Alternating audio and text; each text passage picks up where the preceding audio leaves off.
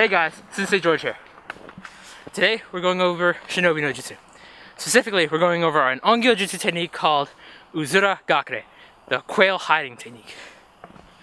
So, for this technique, what you're doing is actually imitating the bird known as the quail. They bundle down into the surroundings, and they use that to be able to hide their presence and their physical bodies. So I'm going to be going over that technique with you and showing you how to use your body to pull in for the technique properly.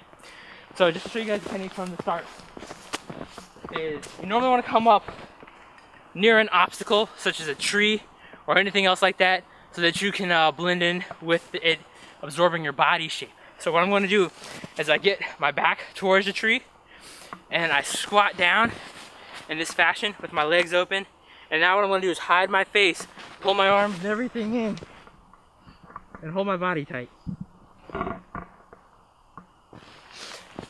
And that is the basics of the technique. Now, there are some additional things that I need to add behind that. So first off is that I'm doing this technique because I feel that someone may have felt my presence and they're looking around for me, or there's a search party. Now, right now, first of all, I'm out in the snow, I'm wearing all black, but just so that there's some contrast so you guys can see me during the training. And what I need you guys to understand is that I would either have the cloak that you saw in the opening, or a number of other camouflage to hide my presence, or even just using more brush if there's small trees around to get between those trees and do the same technique. But I'm doing this so that you guys can get the understanding of the technique and what's going on. So you see that I'm in Seiza. Now, once I hit Seiza, I'm going to then cover my head and I'm going to pull my elbows into the center. This allows me to get really low. And I cover my face and pull everything in.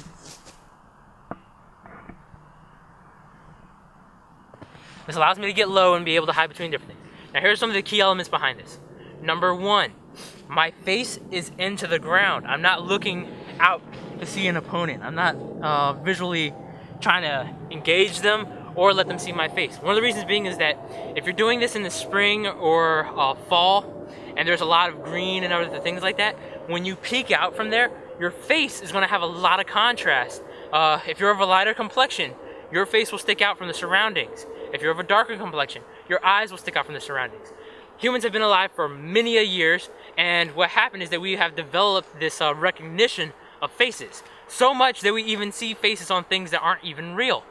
So by seeing those faces, our brains naturally pick up on that type of image. So if I were to go look at someone, they'd pick up on my eyeballs, they see where I'm looking, and then they'd kill me. So the skill of this is to A, cover your face and pull this in. The other reason that you do this is because it's a mental factor.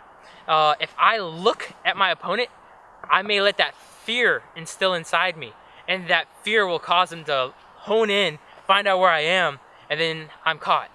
So I use this to A, block myself off from my opponent, preventing fear, a disease of Shinobi no Jutsu, and then pulling myself in, preventing facial recognition from another opponent chasing me in the dark, where I would actually be hiding from someone. I wouldn't be hiding from someone in plain daylight like this. This is just proper training of the technique.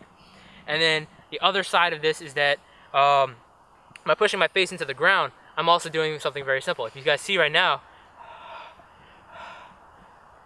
with the cold air, you're able to see my breath. Now, if I were hiding from someone and I'm breathing very heavily because I just finished running and the temperatures were just a little bit lower, as they drop more and more during nighttime, my breath will be more visible. So even if I'm hiding and I'm covered up like this and my face is up and I'm breathing, my air will lift up and they'll be able to see my respiration and find out me as a target as well. But by covering myself and breathing into the ground, I trap that air. It comes into the ground as well as underneath my body, and it doesn't escape upward where people can see me. Now, the other important thing is that wherever my opponent's coming from, I actually want to hide my rear to them. Because again, this prevents me from wanting to look at my opponent and give away my position.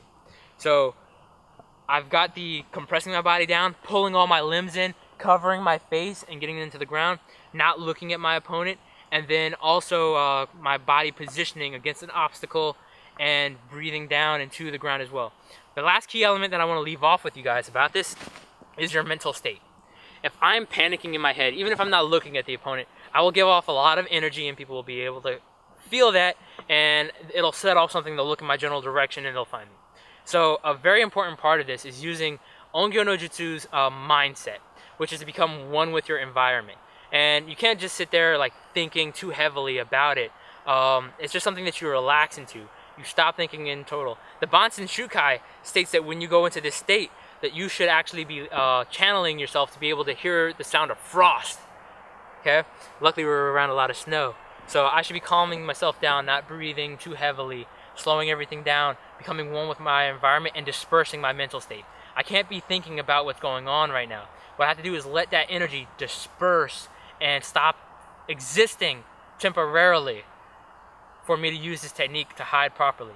So when I get into this position, I don't even think. I blend in with my environment, and I really focus on not existing and having that thought. Your thought should be that of becoming a stone. And stones don't think. They just merely exist and be a stone. Become part and one with your environment and let that take place. So again, this is if I were running. I'm out of breath, things are coming, and now I'm going to aim for that position over there where there's some log cover where I might blend in just a little bit better even during this daylight. And as I go over, following in footsteps are already actually there, getting here.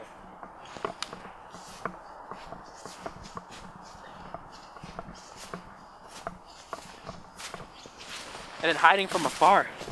So if you stayed over that side and you were just looking for me, or you were running while chasing me, that I blended in with these other obstacles, tucked myself in, and then focused on not mentally existing, it would help out. Of course you got footprints and other things you have to worry about as well, but that's a completely other lesson. Yeah. So thank you guys for watching. Like, comment, share, subscribe. If you have questions, drop them in the comments below. I'd be happy to converse with you about this. Thank you for watching. どうもありがとうございました。